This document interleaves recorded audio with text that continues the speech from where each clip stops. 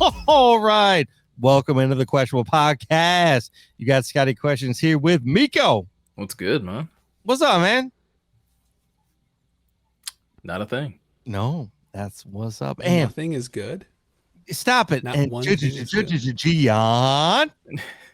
Everything's good, man. Don't pop into Miko's intro. Like, that's not cool. Well, you added a follow-up question, which threw me off. Mm-hmm. That's why there was like a long pause because I was cadence. Like, oh, usually we usually we go, what's good, man, and then it goes straight to Gian. Mm-hmm. Well, that's on you. That's on you, bro. Is it? Yeah, you got to coordinate better. You got to at least let us know, like, hey, Miko, I'm gonna ask you a follow-up question so I can be ready. Okay, I blew it. Fine. Yeah. All right, my bad. All right. Anyway, GM, what's up? Not much. I just read a fascinating headline. We'll kick off the show with this. Did you know that Aaron Rodgers, since his ayahuasca trip during 2022, quote, Aaron Rodgers won't stop talking about the Hat Man since his ayahuasca trip in Peru in 2020.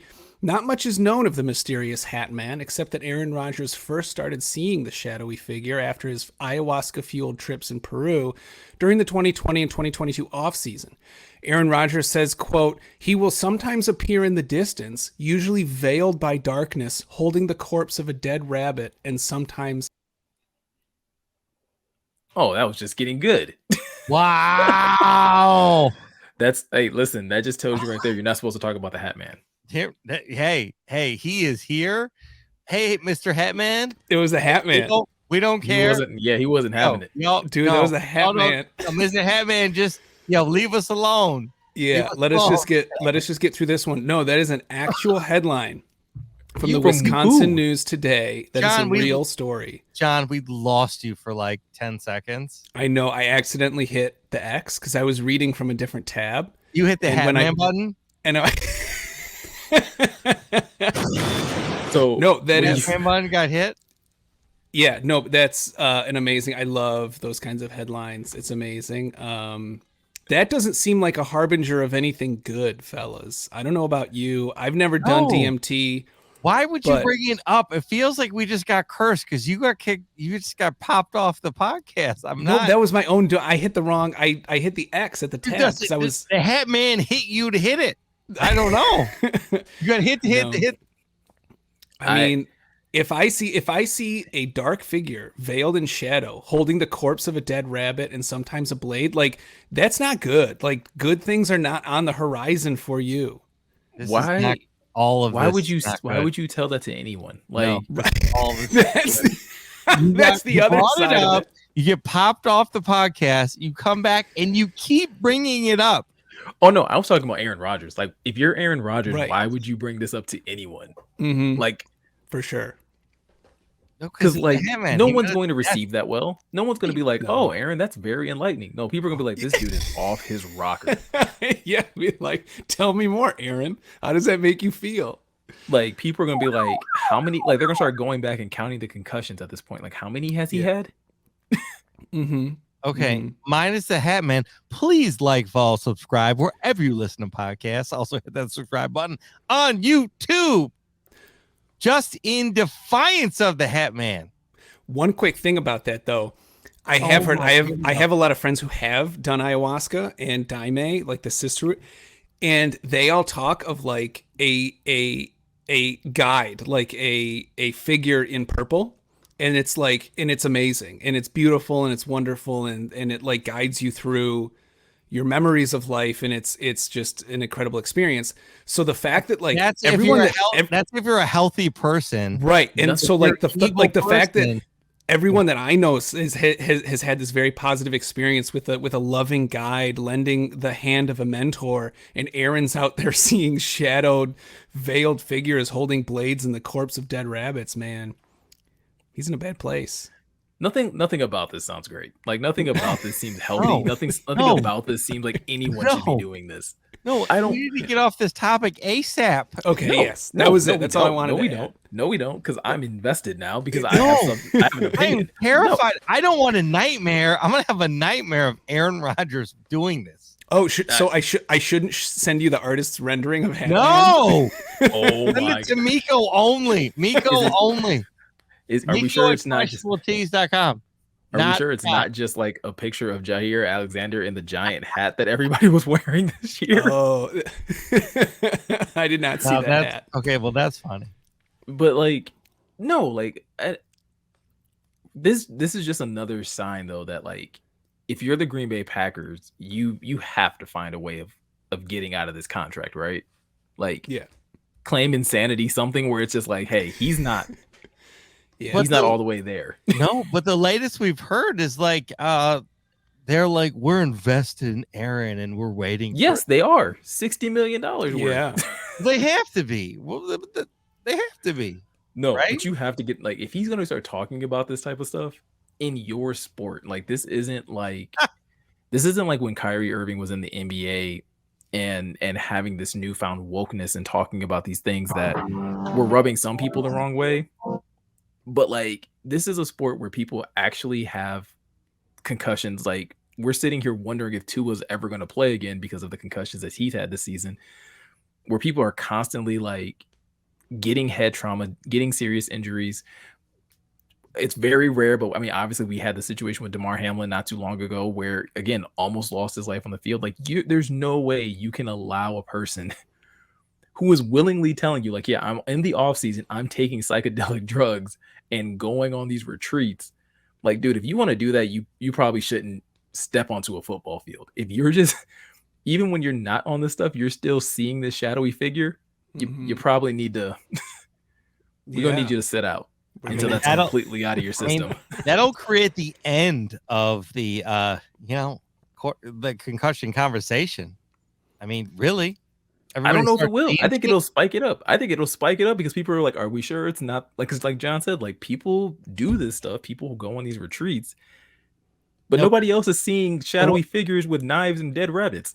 Well, what I'm saying is if this is the first of it and like Tua starts seeing things and, everybody starts, they're not, but like, they're not going to admit it.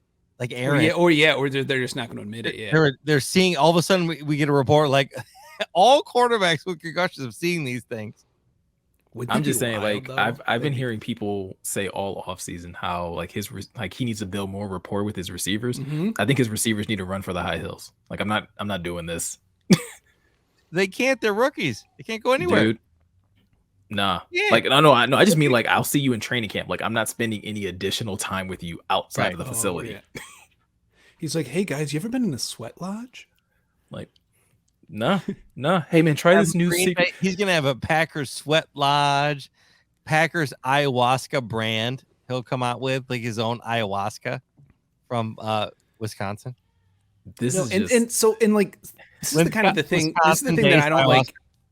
That I don't like to hear because like I actually do think there's a lot of like benefits to doing DMT. I think there's a lot of success with soldiers, returning veterans with PTSD, a lot of people battling addiction, battling like childhood trauma, helping them see their own lives from like a different perspective. And I think it's a beautiful thing. And I think there's a lot of like healthy, there's a lot of great things there. So this is like what it kind of bums me out, like in the same way that like I'm a vegan, but there's like some really obnoxious, just awful vegans that just like spoil it for everyone. Like we've gone how many episodes, and there have been little hints like Miko, you mentioned going to that vegan restaurant in Georgia, and like kind of specifically said me. So people be like, oh, why is he telling John that he's, but like I've never come out and announced it the way I have here. I've never like, you're gonna get us copyright struck, dude. Again, you can't play those, dude. You're gonna get us hit again. Short enough. Are you sure? Short enough. But no, so it's one of those things that like I feel like one weirdo, one like really weirdo like spoils like kind of like a thing that is maybe on the fringes but not yet all that accepted into mainstream yet. Like they've really been doing a lot of great experience with like psilocybin and treating PTSD and treating addiction and treating childhood trauma as well. And I feel like it just takes like that one weirdo who has like I mean, a very public platform, like a very like huge platform to like spout like weirdness and like be really off-putting about it, and right. then it's just like Just to has kind of cascaded ruin on. it. Yeah. Well, I also don't like, this is not the audience that you want this like presented to. Because again, I remember when Aaron first talked about this, Yeah. and he specifically talked about the side effects. And I have them in front of me, and this like none of this sounds fun. None of this Oh, sounds okay. cleansing or enlightening. Nausea and vomiting induced by drinking the decoction, diarrhea, euphoria, feelings of connection and unity, introspection, intense visual and auditory hallucinations, experiencing powerful emotions, anxiety, panic, and fear, moderate increase in blood pressure and heart rate, increased body temperature. I don't, who wants to do any of this? No, no one. See, like, so several of the friends who I I'm know not who have saying done it's this. not good. I'm not saying it's not good, but like, So the nausea and vomiting, apparently, if you go through like the appropriate ceremony, you don't have any of that. But it like if because like a lot of people who like just buying like the DMT and then just doing it in their basement, yeah, they get sick as hell and they get the nausea, vomiting, diarrhea, and everything. But like apparently, like if you go through this, like if you go through the process with a group and like guided, then you don't have any of this. Like no one who I know that has done this has had any of those side effects.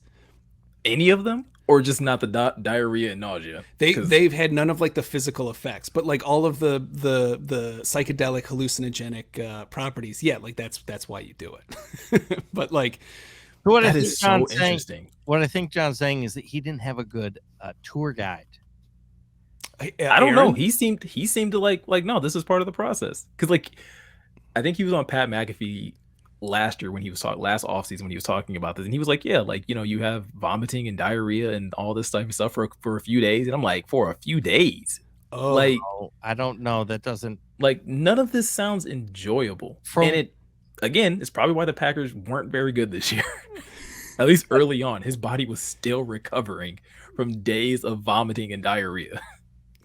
yeah. I don't know. Yeah, it's yeah. Was it that clip that you sent, Miko, or Ryan Clark, that was like he didn't do the training camp, like he didn't show up with the rookies, and like he didn't work, like Yeah, I think that was hasn't- Marcus never- Spears from ESPN that was like Marcus going off on Spears. that. Yeah. He hasn't for Well, the yeah, past because couple years, like or well, ever. because again, when he has this false bravado of like, well, he knows that he's what he's able to bring to the table, and it's like, well, everybody else has to prove it to him. mm-hmm. And I feel like that was a detriment, right? Like everybody has to, you Right. have to get to my speed. I'm not going to slow down for you. You know who was the last person to do that? Successfully or at all? Brett Favre in that organization. Brett Favre. What's funny is like Aaron never wanted to be Brett, but yet he's doing similar things to Yeah. what Favre did in holding the organization hostage, like doing whatever the fuck he wants. And I mean, I'm not saying, Yeah, but at least Brett had the dignity at the end of it, just to be like, I'm out. well, like- correct, Migo. I'm just saying, like right now, like it just feels like right before Favre went to, was it Minnesota? He went to Yeah, right after. it was Minnesota right He after. went to Minnesota, then won a bunch of games, and then was like, "Oh wait, no, you're terrible. Like you're not." I mean, he got them like to the playoffs, and like when they like First season, he went out, he was good. After that, it was like he's like, "Nah, I'm good." Someone pointed this out, that Brett Favre's last pass as a Green Bay Packer was an interception, and Against the Lions. I don't know if it was against the Lions, but Oh, that'd have been good. Aaron Rodgers' last pass, potentially as a Green Bay Packer, was also so like the No, whole he's coming like back. so Brett Favre's Hat Man. Brett Favre, the shadow spirit of Brett Favre is Hat Man. Not figured it out. He's Hatman. Yeah, dude, because like Aaron, yeah, because no, I totally, I've heard him say that as well. Scott, you're totally right. Like Aaron never wanted to be Brett Favre, and then he became Brett Favre. Like in so, dude. So incoming in 2 years, yes. he's gonna be sending dick pics. to training staff, and there's Oh my going to be a gosh. huge scandal. And then he's gonna get a scandal for like donating charity to a daughter that my doesn't have yet. yes. And then like Yeah. welfare fraud. Yep, Yes. yeah. I'm here for it. I am here for it. I'm just waiting for him to show up to training camp, and they're like, no, he's still tripping balls. Like, he still hasn't come down yet. Well, that's also the NFL like locking down like drug testing. Well, yeah, like I feel like at this point in time, like the Packers are probably like sliding the league a couple bucks. Like, hey, can you guys just like flag him for some stuff that we can like not have to pay him? Oh, to void that contract? Oh, Yes, damn, that's what I would dude. mean. Yeah. Oh, Yeah, the drug shit. test, new drug tests, mushroom tests, all these new tests are coming in. Yeah, oh yeah. Well, yeah, but all right, now we can get back. Now we can get into like actual Lions topics. But, Yeah, like, that was a great. That was fun. That was fun. I got a good laugh out of Man. it. I need that. Like, we need to like now create that as like a thing, so that when they come to play next year, it's just like in the corner of the end Oh zone. my just- god. Yes. Like a life-size cutout of a guy in a hat. Oh my yes. Dude, he better 100%. hope that story doesn't get any real traction. No, we're gonna make t-shirts. If that gets real No, we're gonna make traction, t-shirts and posters and banners. Kirby what I'm saying is, Joseph. if that ends up on ESPN tomorrow, do you know every team in the league next year that he plays is going to have some version of their like defensive player as Hat Man Oh my in god. the freaking end zone? Haunted. You will be Yes. haunted. That dude's going to be tripping balls on the football field. Yeah. There he is again. No, Why is he running the No. opposite to the opposite end zone? no. Oh, wait. Yeah. It could be like a It's like it's gonna Adam be the Sandler style. He just runs the other way. yeah. I was going with the opening scene of was it The Last Boy Scout, that movie with Bruce Willis, Yes. where the Oh, running yeah. back has the gun on the field, Dude. because got a little dark there. I'm sorry, I didn't want to bring that up, but it's crazy Oh, when you you're walk good. back at like 90s movies with like 2022 like Oh, like real life Issues? stuff that's happened? Yeah. yeah. Yeah, Mhm. it's no longer just like, oh, that's an interesting thing that could happen in a movie. Yeah, it's no, like, that could oh, that's happen an in real interesting life. plot point. But then it's like, Yeah. oh shit, like that's Yeah, like no, that's an Anyway. actual concern these days. yeah. Oh, John, you're going to send me the link to that article so I can like paste it into the comments from this video, Okay, so that nice. people Yeah, know yeah. what we're talking about. In the event that it somehow disappears, Okay. I All right, but really yes. want this. I want this to Gotta be do like it the now. number one. I want Do this it to be like the now. number one talking point All right, of it's in the ESPN chat. tomorrow. It's in the chat. John doing his research. Oh man. All right, let's talk about Ben Johnson, somebody who's not off their rocker. Okay. BJ. No, Ben Johnson's taking interviews, guys. How's everybody dealing with it? How's I'm everybody not- coping? Not Okay, well. I'm hopping in right now. I'm not shocked about the interviews. Good for him. That's great. But the more I learn about the Carolina Panthers opportunity, his family there, I'm not pumped about it at all. I think if they give him the opportunity, he'll take it. I think because I mean, it's like hitting the lottery. Dude, if you're gonna get an opportunity to be a head coach of an organization, it's tough for me to say like, no, don't do it. Stick with the Lions. We could be good. And you have a head coaching op. You could be the OC again this year. Let's say Jeremy Reisman said it best. Like, what if your offense sucks this year? The next year. Mhm. I mean, Mhm. shout out to Jeremy, Pride of Detroit. That was my thing. I was like, oh, good point. Because originally I was like, why would he do it? I was like, if this offense stinks, which I don't think it will, but if it does, then what? You're not getting phone calls. My 2 cents is like, if he gets it, I think he takes it, and I'm gonna cry for a couple months. Yeah, so if I had to put like a percentage on it, like if I had to like gauge where I'm at with Ben Johnson taking these interviews, I'm at about like a 75% concerned as of right now, because the Carolina news that came out over the weekend that like, hey, Carolina's like enamored with him. And I think, John, you provided the like a little bit of information as far as like, we think he's from there, right? And so it's an opportunity for him to go home and be able to coach for, in theory, his hometown team in that sense. That gave me a little bit of like panic because like, oh, like Carolina is the type of team that would like throw caution to the wind and roll the dice on like the and on hopefully hitting on the next hot OC to be a new head coach. But I'm still kind of like holding out hope that Ben Johnson will come back and just wait for a better opportunity, or that coaches or that an organization may be a little more like hesitant to give the reins over to an OC that again had a great year leading and calling plays for the Lions. But again, it's 1 year in that type of position. He's been an offensive coordinator for one single season. He's coached a bunch of other positions. But do you really want to hand over your franchise and potentially hand over, a 4 to 5 year, deal to someone who hasn't really who doesn't have a long track record of sustaining that level of success? And if you're Ben Johnson, do you really want to roll the dice on a franchise like Carolina when you're not even sure like what their quarterback situation is? Truly. Yeah, that's true. I mean, Carolina is really the only team that has me worried, because they are like, I think he's smart enough, and I have to imagine that Brad Holmes and Dan Campbell are stand-up enough guys that they're helping him through this process, like objectively. Like, I mean, obviously they want him to stay, but I do think they're the kind of guys that want the best for Ben Johnson. And I honestly think that they're up front. They're like, do not go to Arizona, do not go to Houston. I think I would feel bad for him if he went to either of those places, because I think those are just Carolina disasters. has the 9th overall pick. I mean, I don't know. Houston might treat him better. He isn't a black man, so they may treat him way better than they've treated their last two coaches. Yeah. And well, there is that. I stand corrected. But I just looked it up. Ben Johnson is from Asheville, North Carolina. He went to UNC.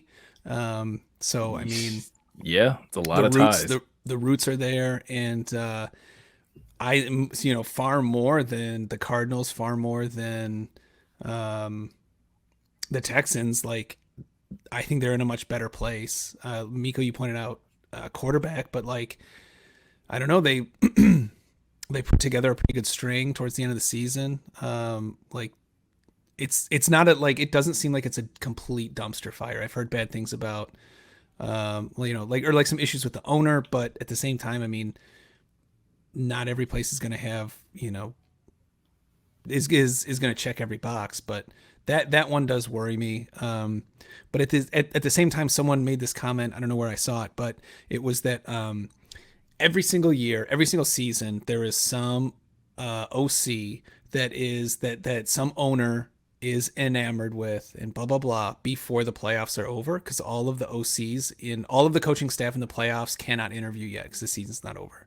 Yeah. So, and they do that as a way to hedge value or first rev of interviews, those not in the playoffs, and then those in the playoffs get the job, I'm assuming.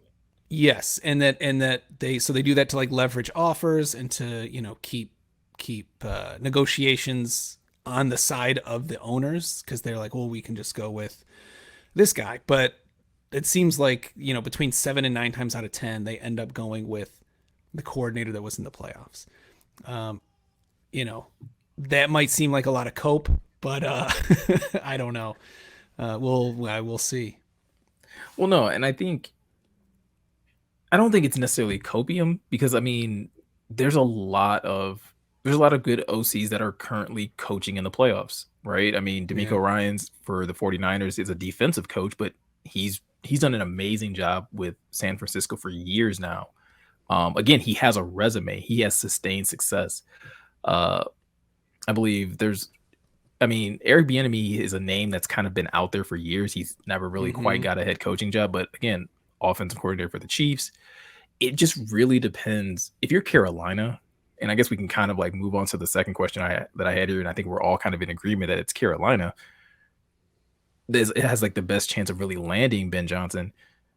It just really depends on, what do you think what type of head coach do you think you really need? Do you want a head coach that's going to revitalize your offense, which is something that I do think Ben Johnson could do, especially when you look at what he did here in his one season? Or do you want somebody that's going to just further empower your defense, and maybe you go with somebody that's a little more defensive minded because you have a lot more pieces defensively, and you can probably retool or add more pieces to your defense to become one of the best defenses in your division? Because we talked about it while the season was going, like when it was coming down to the wire, the NFC South is terrible. There's not a quarterback in that division that scares you right now, even though Tom Brady is currently playing tonight. He may not even be there next year. So they're like, you're talking about a division that's really going to be like a who's who. And why not just be like, you know what, we're going to be the best defensive team in this league, and we're just going to kick the crap out of everybody else. So in that sense, Ben Johnson, again, maybe on the outside looking in, if they're looking at like, you know what, we want somebody that can just get the most out of our best unit. Yeah, I also think talking about like how the Texans did Lovie Smith, do you think Wilkes did enough to keep his job? I think he did. And if we're being honest, I think he did too.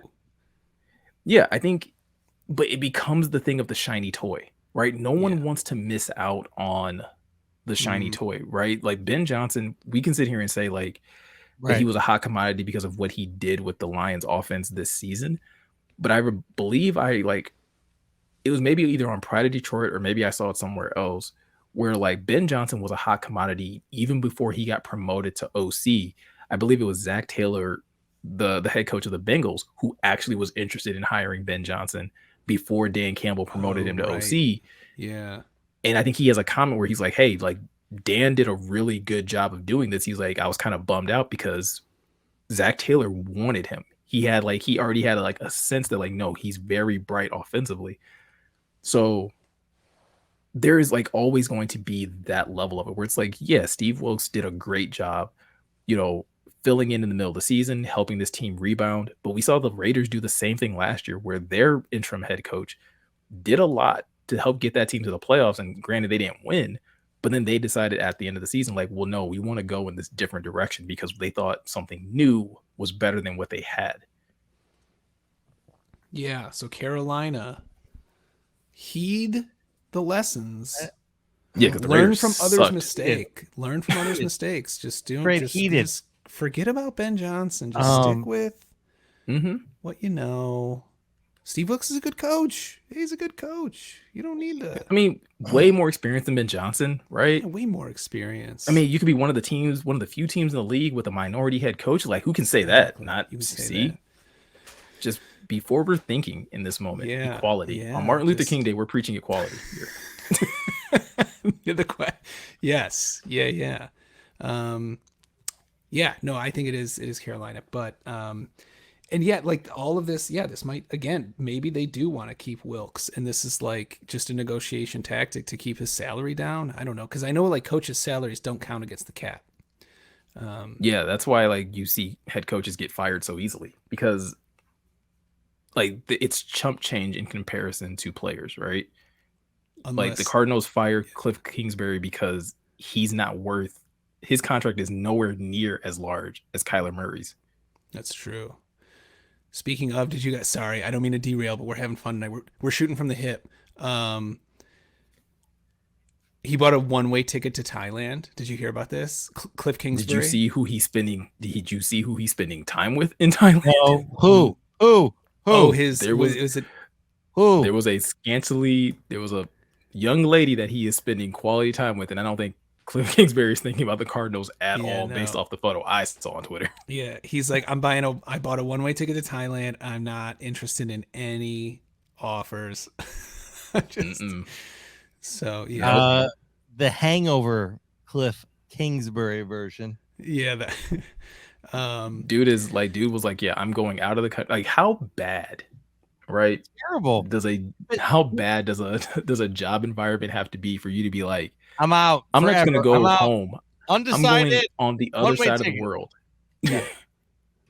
Yes. And I'll come back when I don't know, maybe he's gonna meet up with Aaron Rodgers there and they're gonna do a whole like just hallucinogenic trip together. Yeah, well, I mean that's certainly more PG than what I thought he was gonna like hook up with Oh, John, what were Jerry you Jones thinking? and Deshaun Watson over there. Wait, what? Wait, what? Wait, what? I mean, come on, No, you know Deshaun Watson stays stateside. Stays Thailand. stateside when he's doing That's those true. things. He doesn't need to travel for it. Oh my! Oh, what? What is going on? No. Well, if you were paying attention to the podcast instead of trying to watch the game, yeah. Russell you'd be in Gage the know. was no, he was just. It was a scary moment for a second over there. That's what I was. I texted you guys and chatted it. I know. No, I saw it. I just keep seeing your head turn the other way. That's all I know. Like, Well, I was He's it was scary. Scott's halfway to Thailand. He's gonna buy a one-way ticket. He's gonna leave Fine, us in the maybe dust. I fucking will. That's fine. You guys catch me in Thailand. I'll be hanging out with Cliff. Cliff and I'll be fucking. Think about how much the dollar goes in Thailand. It'd be crushing. Pretty far. I'm assuming pretty far. But Yeah. but no.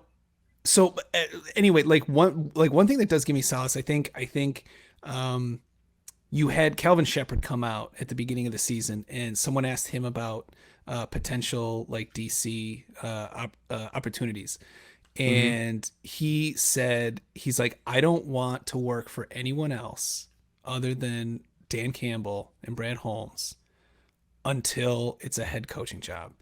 And I know Ben Johnson's up for a head coaching job, but I do think, to Miko, your point, like I do think the environment that the Lions are in, where I think DC has fostered this like collaborative effort where it's not just this Bill Belichick, I'm a genius and you guys fall in line, where I do think it is this round table where everyone has a voice. And I do think that's rare. And anyone who's worked in the league probably knows that that's rare. And so I do think that Ben Johnson was like, it's going to have to be, you know, the Cinderella slipper of coaching jobs to get me to leave this gig.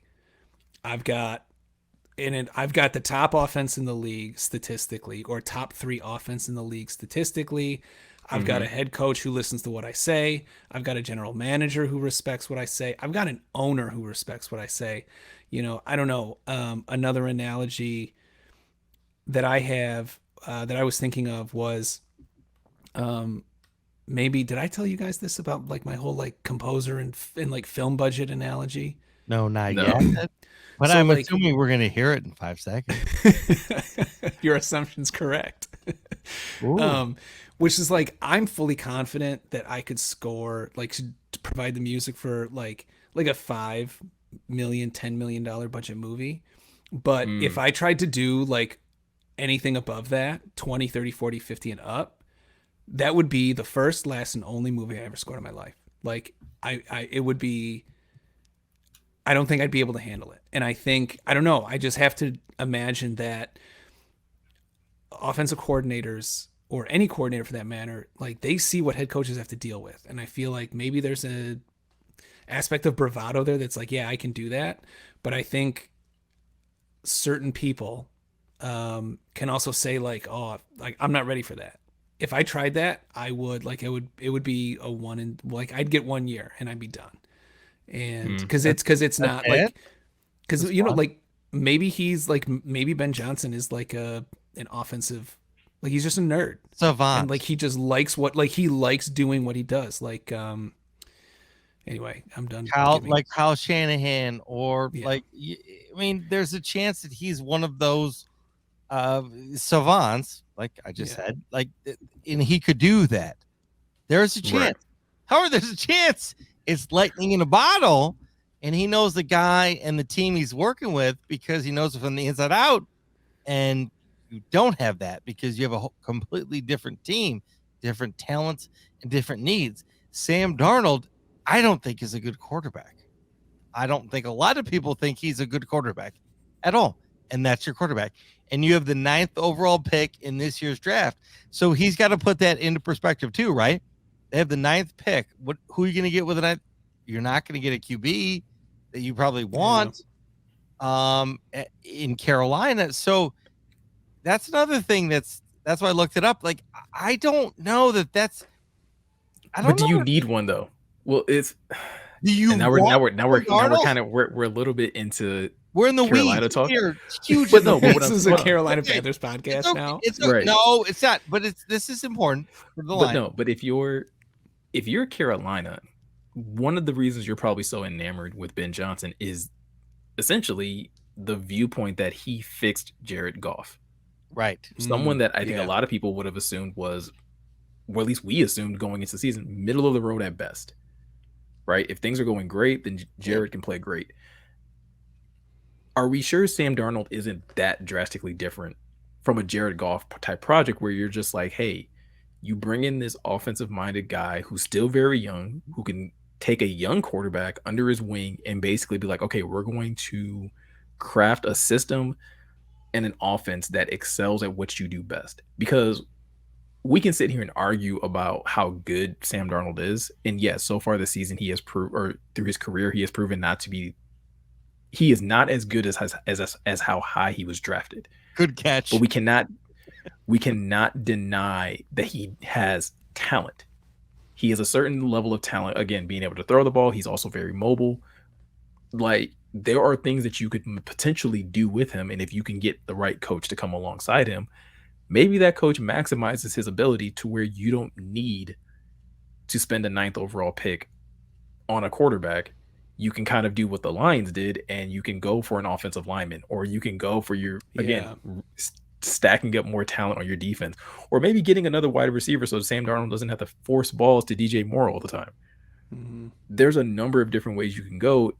If you were, I mean, again, the allure for a Ben Johnson probably is that like, hey, he took a quarterback that is very much probably middle of the road in a lot of people's eyes and still helped him excel. We saw Brian Dable basically do the same thing with Daniel Jones, did we not? Like, they went out there and they won a playoff game. We can sit here and debate about how fraudulent the Vikings are or not. They still went in there and won with a quarterback that, like, I think most of us would have been like, yeah, less talented. So, in a sense, like, you don't really need, you may not need to get a new quarterback. Ben Johnson may not need that to excel in Carolina. And again, the division sucks. QB revitalization. Yeah. That's not, see, I was feeling pretty good about him staying at the Lions, but after Miko's latest rant there, I'm not feeling so good anymore. So I think we should. That's why I said, man, it's about 75% for me. Yeah. And I think the more like news comes out about him in Carolina, the more nervous I get, because Carolina does feel like the team that would jump the gun, that they wouldn't wait until the playoffs were over, that they would basically be like, no, we know who we want. We're going to get this guy. We're not going to overthink it, and then keep it moving. Not to mention, I don't know who else you would be waiting for. I don't think they really believe they have a chance at Sean Payton, or at least they shouldn't. No, Right. no. Payton's going to the Chargers. Yeah, Chargers. Have they fired their coach yet? What's that? Have they fired Brandon Staley? They should. How Joe Lombardi, Joe fucking Lombardi still has a job. You realize that Joe Lombardi coached under Sean Payton, though, right? Oh, he did? Yeah. Oh, no. did. Oh, yeah. I'm so sorry, Chargers fans. Time out, though. It was under Sean Payton, though. I mean, yeah, he was also a quarterback coach. He wasn't the OC. Right. Oh, okay. No. Okay. There's caveats, but still, he should not be an OC. I mean, that looked ever like again. That looked like Classic. a Caldwell Stafford Yes. Lions game. Classic. But don't Caldwell. even like. What's funny is like, God, I know Caldwell's the coach, but it's like it's just unfortunate. Get a different OC, things could have been different. You know what I mean? Like, it's not Caldwell's fault. Like, Caldwell held on to him It's for a his long fault. time. It's his fault for hiring him, but I'm just saying, like, we say Caldwell, it's like, Listen, people may disagree with me, but I was on this train back when he was still coaching. Jim Caldwell set a tone that, like, in one respect was very good, right? His players respected him. His players loved him. His players wanted to play hard for him. He was also, though, responsible for having some of the driest and most bland game plans I had ever seen. And to an extent, that is, like, partially your offensive coordinator, but it was also like Jim Caldwell had no problem with that style of play. Mm-hmm. And so I get that a lot of people love him, and I get it. He led us to a couple winning seasons, led us to the playoffs. But as far as like his actual like style of coaching when he was here, I was not a fan of it because it felt so passive aggressive and it felt so much of like, hey, Matthew, go out here and win us a game in the fourth quarter again. Yes. That's what it was. Yeah, that's fair. All right. Let's get moving. Miko, you have a great line for us. Can you run us down the line here? We've really gotten into the weeds, and I want to make sure we get through what Yeah, no, like we're listening. So I'm we gonna skip talked over this. about I'm gonna skip over this other Ben Ben Johnson Johnson. question because We I'm gonna did. skip We over the touched last it. one because it's too early. I think we can address it in the event that Ben Johnson leaves. Then we can address the whole Sure. who fills his role. Yeah, correct. Because I think that's going to like Lions fans are going to lose their mind. I think we'll be okay at the end of the day. I think we'll be okay, but it's concerning. You have way more faith than I do because I am terrified. Well, I'm trying to. Okay. We were the number 6 offense, and we're losing our offensive coordinator. I don't feel good. I don't feel good at all. If we lose him, he's not gone yet. He's not gone yet. I know, but I have the same feeling that all the Marvel characters had in Endgame when like after the snap happened and it was like Spider-Man looked at Iron Man and was like, Mr. Stark, I don't feel so good. Like that's how I feel right now. And that's totally fair. Miko, totally fair. And I'm hoping in the Gion's world of like, we're gonna snag somebody from the playoff race and you can send Detroit. I mean, let's hope. Yeah, I'm hoping. All right, but we can get off of the hopium, we can get off the copium, and we can actually finally talk about kind of looking back at the season because it was a good season, like we talked about last week. Winning season for the Lions, and so I thought it'd be kind of dope to kind of hand out some awards. Everybody else is going to hand out awards in the next few, weeks, months. MVP, defensive MVP, all those types of things, and obviously, the Lions will probably have a player in only one of those categories, with that being Rookie of the Year. But just kind of wanted to get your guys' just overall thoughts on some of these awards. So, like, who would you give your offensive and defensive MVP awards to on the Lions this year? Ooh, John. Ooh. Oh, all right. I don't know. I just looked at these. Yeah, no, you go. You go. All right, offense. I'd have to go with Amon-Ra. I would. Yeah. I'd have to go with ASB. It's between ASB and Jamal. You get one. Pick one. No, can I tell the story? Can I give a narrative? No, you pick one. Yeah, I did ASB, but like Jamal close second. I mean, he got a lot of goal line touches and he broke Barry Sanders' record, so that has to be noted in this. But I think Amon-Ra is a staple of the offense. I mean, without ASB, I mean, we're not doing anything we're doing. We're not capable of a lot of what we've done as a Lions. So that is my answer in offense. John, you do offense and then we'll do defense after. I was gonna say Amon-Ra St. Brown. So just to be different, I would say Penei Sewell, just because not only with that mic'd up, the very last mic'd up with that Taylor Decker had, it was like the season finale. You really got to. Oh, the video I sent, that was crazy. Yeah, you really got to see how much of a leader Penei is, and like just how he just amps everyone up, and like I think, he anchors that line in a way physically, and I think he also maybe anchors a bit of the team emotionally as well. At least like getting them up, hyping them up, and like, yeah. So I'm gonna say Penei Sewell. I love that you went offensive lineman because I don't think a lot of people are going to pick offensive linemen. They don't have like gaudy stats. There's like, you got to go so deep into the well to find any sign of like, hey, this is what they did well. But like, there weren't a lot of bad things Penei did. I believe he was healthy all year. I don't remember him being called for a ton of penalties. I think there was probably one game where he got like a holding call or something like that. But yeah, I'm going to go Jared Goff. Because I think for someone that we give so much criticism to, what he did down the stretch is the reason they won games, right? Is a big part of them winning games. Him not turning the ball over, Yeah, his again on the road outdoor games weren't all the greatest, but I don't think. I mean, we kind of talked about it in the offseason. I don't think they win That 9. was We didn't think your they. sound effect. We didn't think they would win 9 games without Jared Goff playing well. And so the fact that he lived up to the bill, single digit interceptions, over 4,000 yards passing, just I think over 20 touchdowns, right? Over what was it like 26, something like that. Like, dude showed up when his team needed him the most, and specifically down the stretch. You know, um, A lot of that was at home.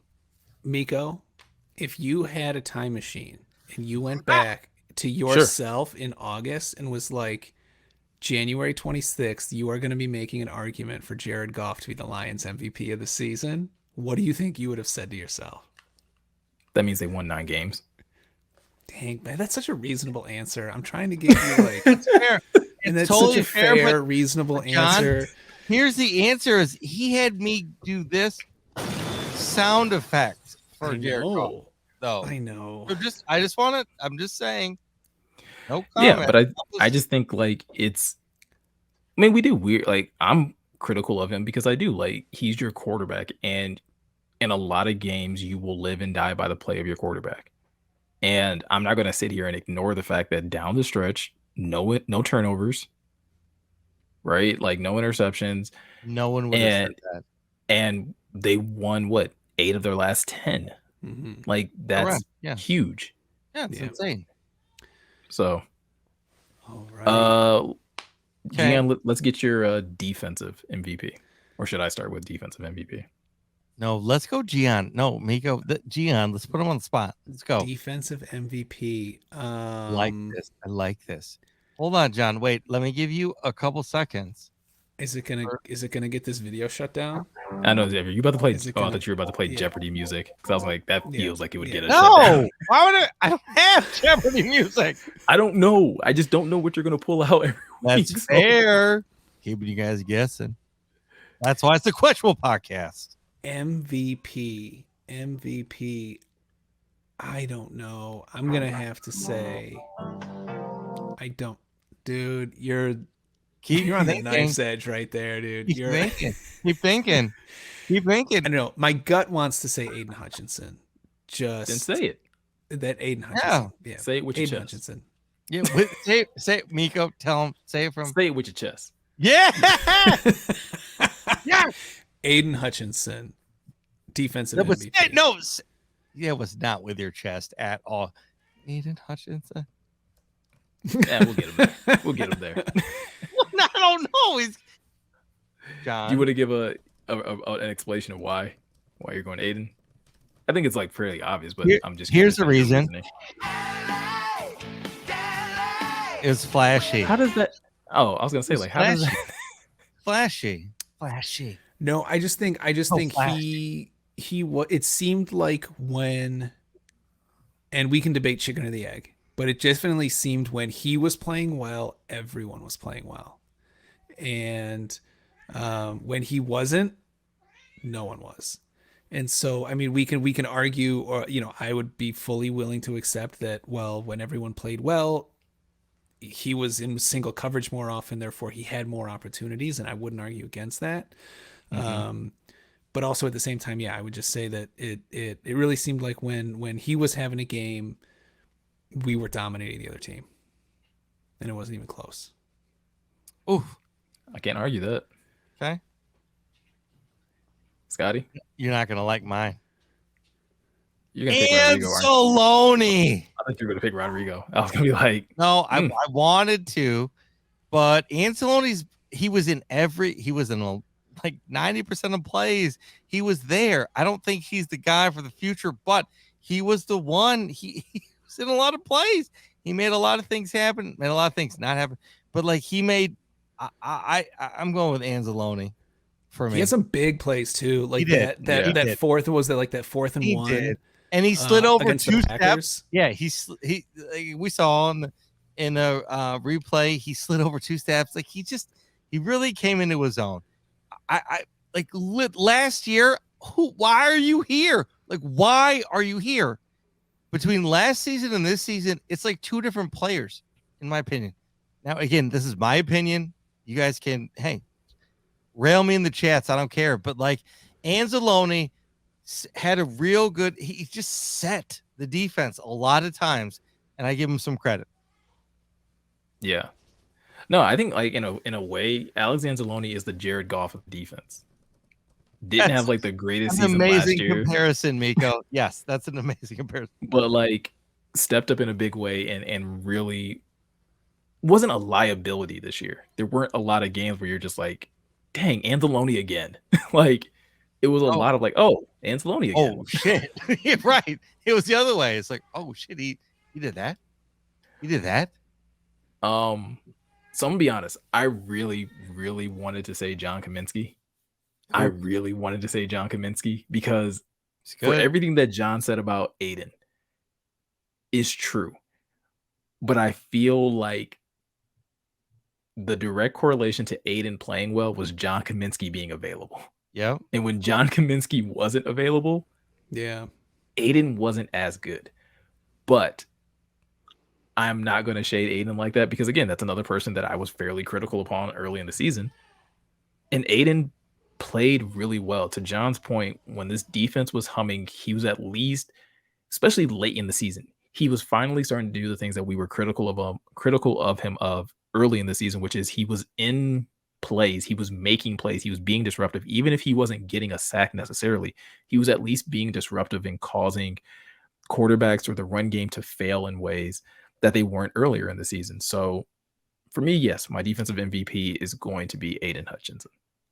Now, I do, and Miko, I agree with you, but I want to talk about when we talked about Aiden, when we picked him, like he could be the guy to make the game deciding, right, tackles or sacks, right? He's the dude that's going to be the one that makes the plays in the big games or the big moments, right? He's the guy that he's not going to have 15 sacks, whatever. Mm-hmm. But he was the game. He's a gamer, right? No, absolutely. He's somebody that rises to the yeah. And so I think we all did agree on that. So I think that was cool. And to your point, like I think Aaron Rodgers heard his footsteps that whole Packers game, and then he sacked him twice. Yeah. No, again, like biggest game.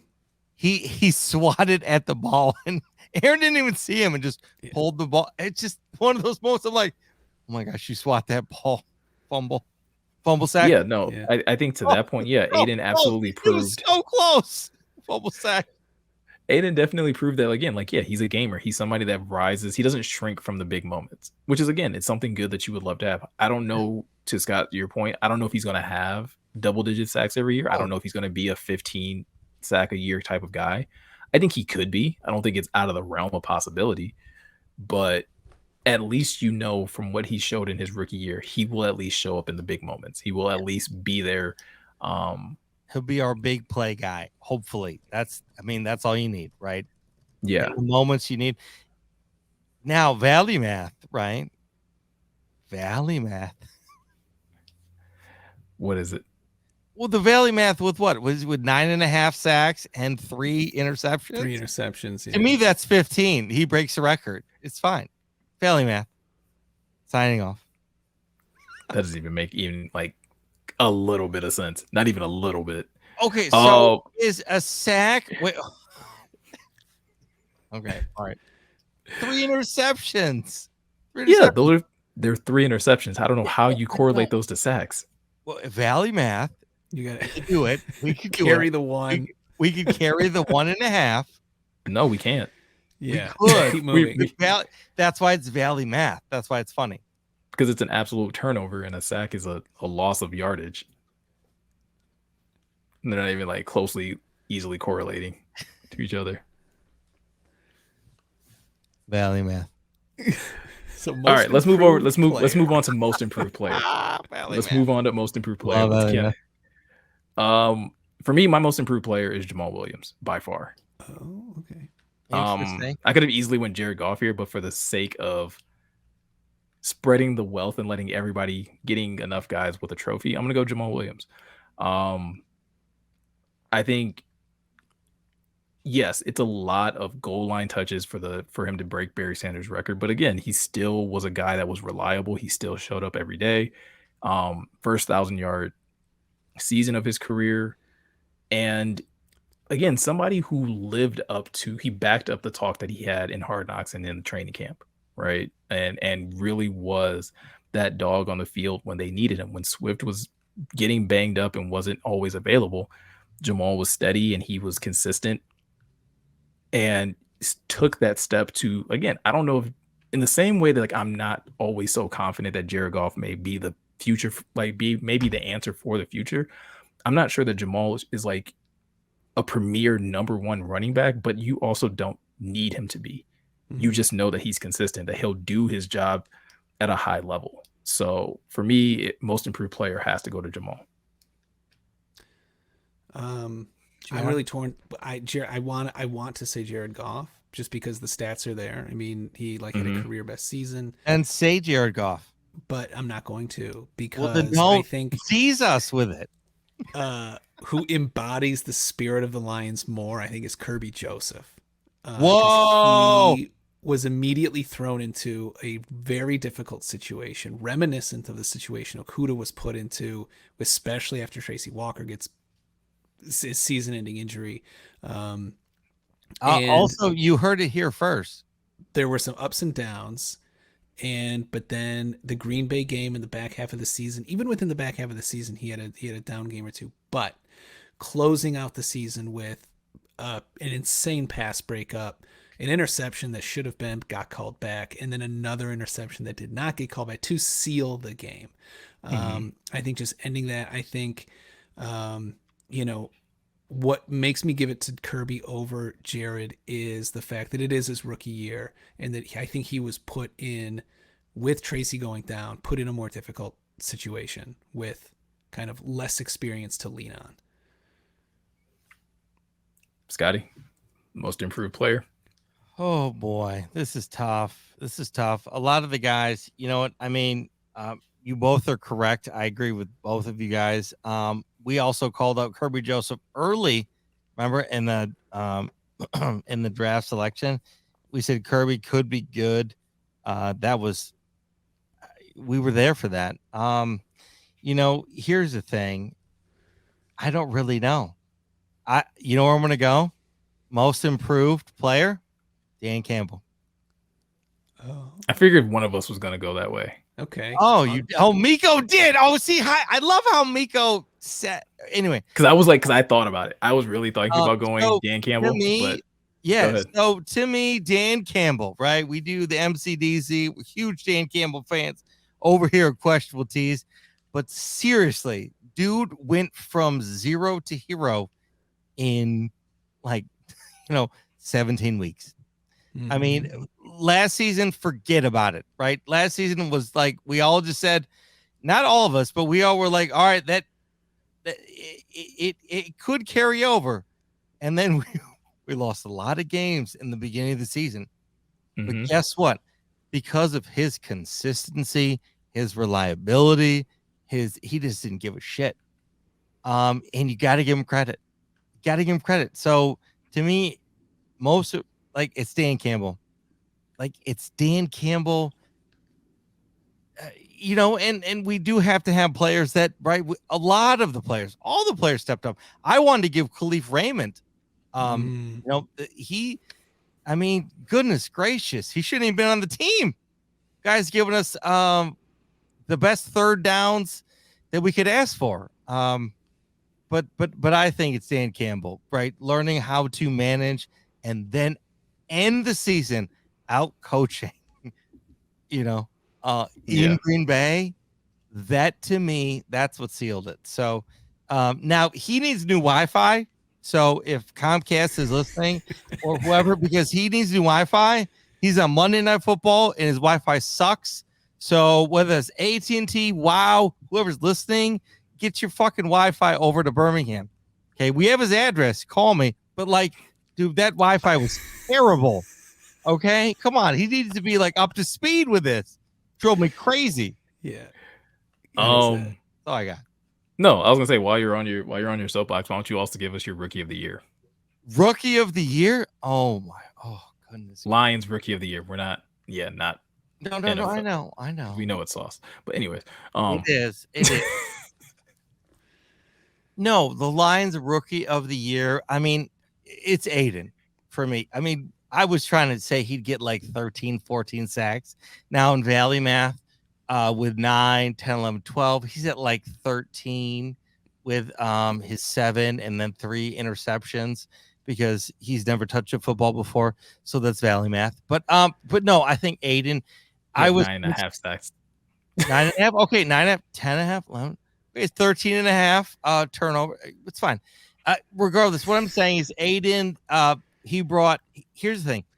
He crushed at home. He brought the fans out of their seats.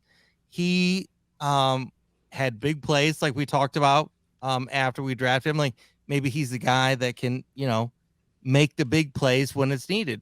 And he did. Now there's, he had 3 sacks against Washington that didn't matter, but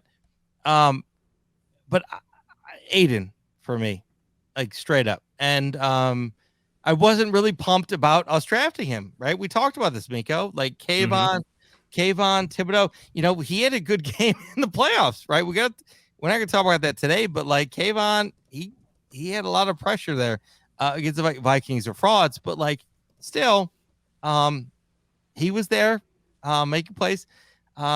And Jacksonville is in the playoffs too. They both won. So now that's not correlating, but I'm happy about Aiden. I think he's going to be great for us in the future for the culture. So, Aiden. Gian? I mean, for everything Scott said, it's got to be Aiden. I don't think I can say that Aiden Hutchinson is our defensive MVP and then not give him Rookie of the Year, considering he's a rookie. So, and everything Scott said is totally right. So I think I have to say Aiden as well, Rookie of the Year. You can disagree too. Yeah, because I am. My Rookie of the Year actually goes to Kirby Joseph. I love for every reason that Gian said for why he gave Kirby Most Improved Player. Kirby walked into probably the most difficult situation of all the rookies, filling in for Tracy Walker, who we all were expecting very big things for, and you're putting in a 4th round rookie, 3rd round rookie, to fill those shoes. And there were a lot of questions where like Kirby was coming in as a project, and we went from this he was project is wide receiver in college, from this project to now, no, this is your starting safety. And Gian, like you called it, his first couple games, were a little rocky, but then he became a turnover machine. He became a hitting machine. He became like energy to that defense. Again, not to take away anything that Aiden's done, and I gave Aiden defensive MVP. But as far as like which rookie really impressed me the most, it's honestly like Kirby and James Houston. And I'm giving it to Kirby just because of the shoes that Kirby had to fill. Kirby was asked to take over a spot and to fill a void that was a huge need for this team. And didn't just meet expectations. I would think in a lot of ways he exceeded expectations for this defense. Yeah, I agree. So yeah. 97th overall 3rd round pick, Kirby Joseph. Thank you. And we talked about him. All of us here agreed that he was something special because in the interview of the draft, and I remember this vividly, he goes, dude, I'll do whatever. He goes, dude, I know this, I know that, I know this. He sat there. We watched we all agreed, like we all bought into Kirby. If you remember, like all 3 of us were like, yeah, he could do something special, but like, he's not going to play for a minute. But he jumped in, and Miko, to your point, and why I'm supporting you in this, obviously, like he jumped in and made a difference. He's the only dude to pick Aaron Rodgers 3 times, let alone the 4th that was turned back. 4 times picking Aaron Rodgers. Yeah. No, so like, I mean, again, like great choice, Miko. Great choice. If it wasn't for Aiden, having the numbers he has, like I think Kirby would probably be just as much in the defensive rookie of the year conversation as any of the other rookies. Um, but moving along, all right, we got to go best coach. What? I'm gonna say Ben Johnson. I think that's kind of like I could easily Best go Dan Campbell, and I would coach. love to go Dan Campbell because he improved vastly over last year. He's MIP, most improved player. Yes, DC. But if we're talking about like coach that had the most impact, Yep. dude took that offense from last year. And granted, they added some pieces, but nothing that would have made you think that they would be like sixth best offense as far as scoring goes. Yep. And that Jared Goff would take the leap that he took and that Jamal would have the season that he had. Like, I think going into the season, we all had high expectations for Saint. We had high expectations for Swift. We had high expectations for Hawk while he was still here. Yeah. But like Goodbye. everyone else was was a question mark. Like, and Ben Johnson came in, even he himself was a question mark, and he came in here and over delivered on the expectations that we have. So much so that we're probably going to lose him. So I hope so not. way to go. Yeah, Can great job. Can I hop in on this, John? Yeah. You know what? So I agree with Miko 100%. But I do want to goodness, Aaron Glenn. He was 0 to hero, very quick zero. We got to fire him to, oh my gosh, you've improved this rookie, young defensive, like nothing to something. So now, oh god, it's best coach. Fuck, I missed it. Okay, no, it's not best coach. Shit. Okay, I misread it. You're gonna take it back? No, yeah. I mean, he's MIP. No, I'm with you. I think it's. Oh god, yeah. All right, yes, I'm taking it back. And I can't. My pens are not writing. Ben Johnson. No, Ben Johnson. He's gonna get a head coaching job if he's not with us next year. So it's Ben Johnson, like quote unquote exclamation point. So, John. Well, I'm gonna be a contrarian here. No. And, yes. I'm gonna deny consensus, and I'm actually gonna say only because I think he did more with less, and I'm gonna say Todd Wash, the defensive line coach. I'm gonna go with a deep cut. Snap. And because I think that yes, we listen to football podcast. When the defense was atrocious, the secondary was getting just exposed, and I think they knew that they couldn't really, they weren't going to sign someone mid-season to bolster the secondary. They either didn't have the cap, or that's just not the way they were looking to build this team. So they re-emphasized, credit to Aaron Glenn, getting to the quarterback. They said, getting to the quarterback faster helps your secondary. So if we're not going to add players or add personnel or change up depth on the secondary, then what we can do is we can double our efforts in getting to the quarterback. And I think Todd Wash was a huge part of that. I don't think James Houston, I've been very clear from everything I've read, James Houston is just an absolute standout guy. Picking Taylor Decker's brain, picking Hank Fraley's brain, asking like, what do you expect to see from a guy like me? So all credit to James Houston, but then how to use James Houston, where to use James Houston, because he is technically a linebacker, right? Mm-hmm. And so how to use him, how to utilize him, how to bring out the best, how to when Aiden Hutchinson wasn't really getting the production, and everyone's like, well, at Michigan he had his best production without his hand in the dirt, so why don't you just try?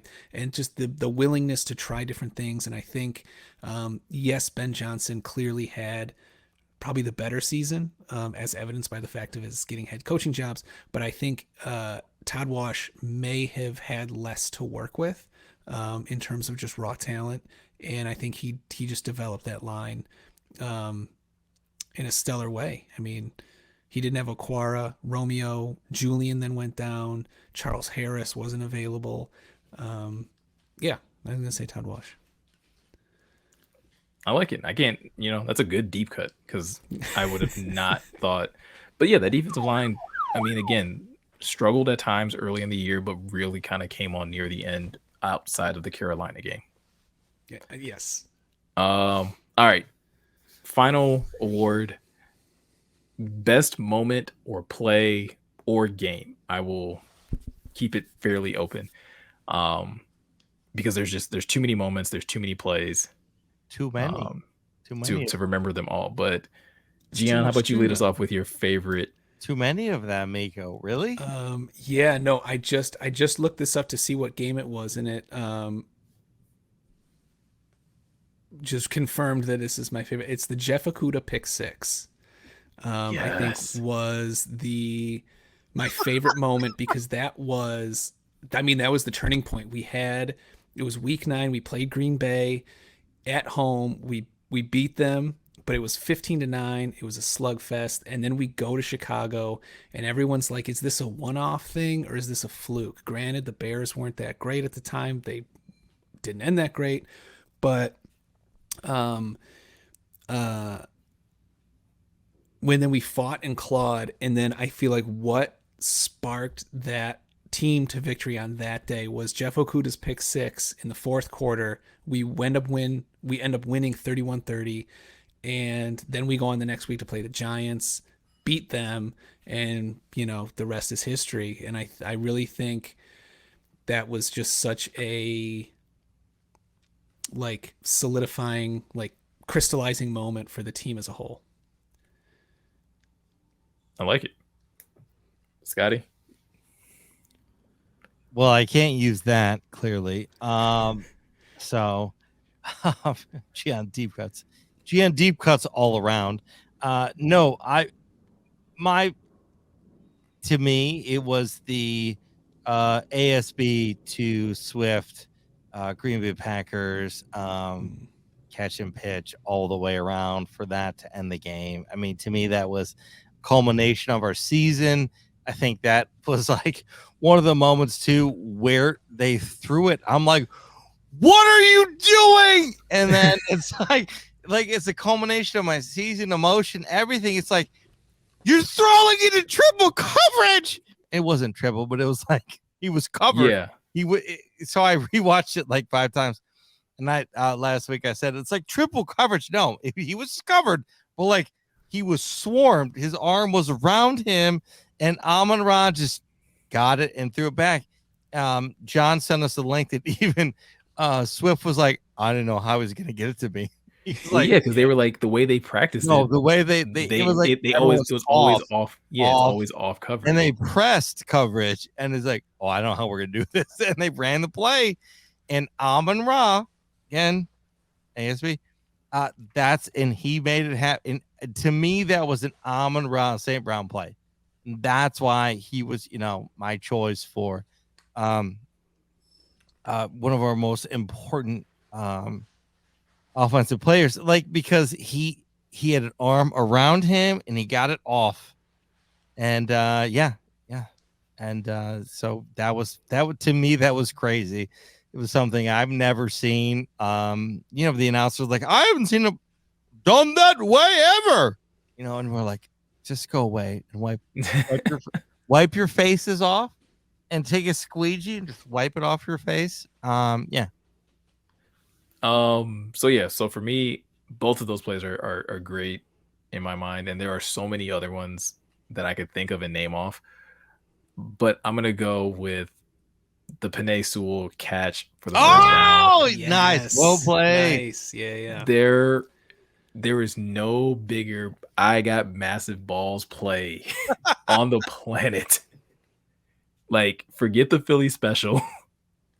The pass to Penei Sewell, the dive, the slap of the helmet afterwards, get off of me. Oh, I have a question then. Miko, if I was to have chosen that, what would you have picked? Jameson's reverse.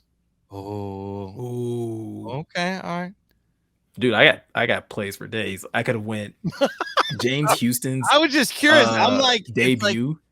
Oh, What? James Houston's debut. Yeah. James Houston's debut, 2-sack game against Josh Allen. Wait, and a fumble recovery. Dude was just nasty. Like, So you're saying we have a good team? I'm saying this team gave us a lot of like great moments, even though it wasn't always great in the beginning. The way this team fought, the way this team finished, it gives you a lot of hope. And again, they're going to still have to prove it. They're going to still have to build a foundation all over again as far as like to achieve and overcome the hurdles that are going to come up next season. But you feel really good because this wasn't just like, these weren't just flukes. This wasn't late fourth quarter comebacks. This wasn't any of those things. Like a lot of these games that they won out of those like 10 games, out of those 8 games that they won down the stretch, a lot of those were domination. They were imposing their will. They were really getting out ahead of teams. And it makes you feel good. Now, granted, we'll have to see if Ben Johnson leaves, if there's any coaching staff changes, what players they bring in, what players they lose. But the moments and the plays that we all just kind of rattled off of, and again, the ones that we didn't, because there are so many good ones, are the things that give you hope.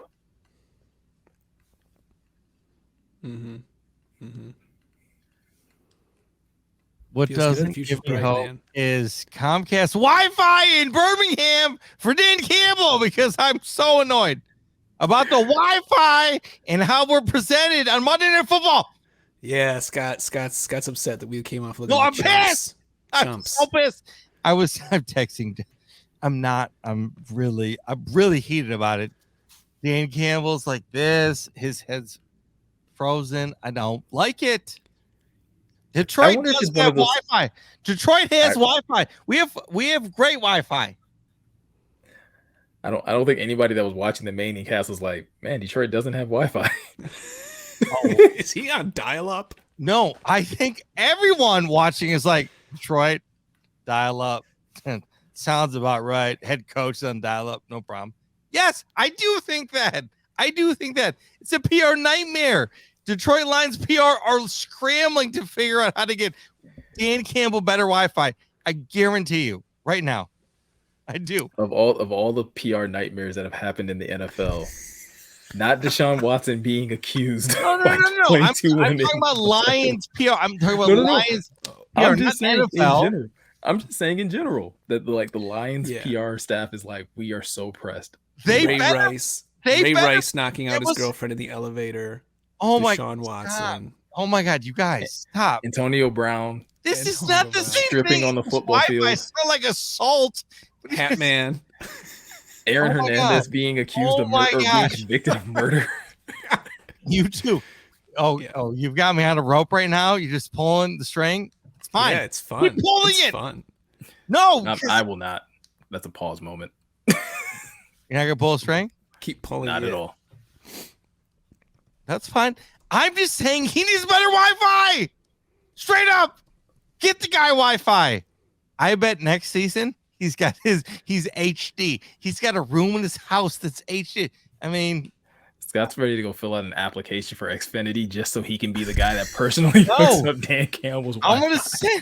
gonna send him a note. I'll build out your room. What do you want in it? And I'm gonna send.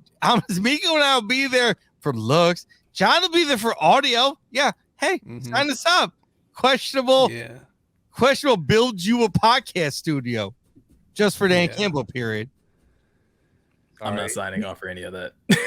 Fine. I'll call you when I'm there. No, we're there. No, it was annoying, dude. It was terrible.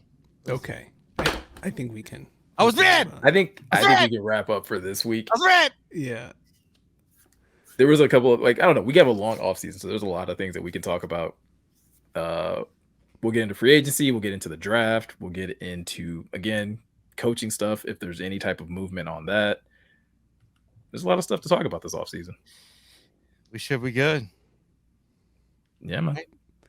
Gian, I thought you had one more thing to add. No, that I have to go. That's the only thing I have to add. Oh my. Okay. All right. Okay. All right. Well, thank you all. Please like, follow, subscribe wherever you listen to podcasts. Hit that subscribe button on YouTube. And We were supposed to go live tonight. We couldn't make it happen, right, Miko? It's happening. Yeah, right? I'm gonna have to call my IT support, and my IT support is Jeremy Reisman from Pride of Detroit to figure out how the hell to get this to work. Shout out to Jeremy Reisman and POD. Can you please help us? I know you're listening, so hit us up in the chats. So anyway, I love you guys. Thank you, Miko, Gian. Thank you. Love you both. Miko. Yeah. Shout out to the wife. Shout out to the kids. Happy Martin Luther King Day to everybody.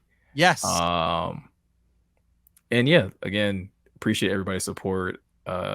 Everybody watching the videos, and yeah, hopefully we have a really good off season with a lot of fun and interesting things to talk about.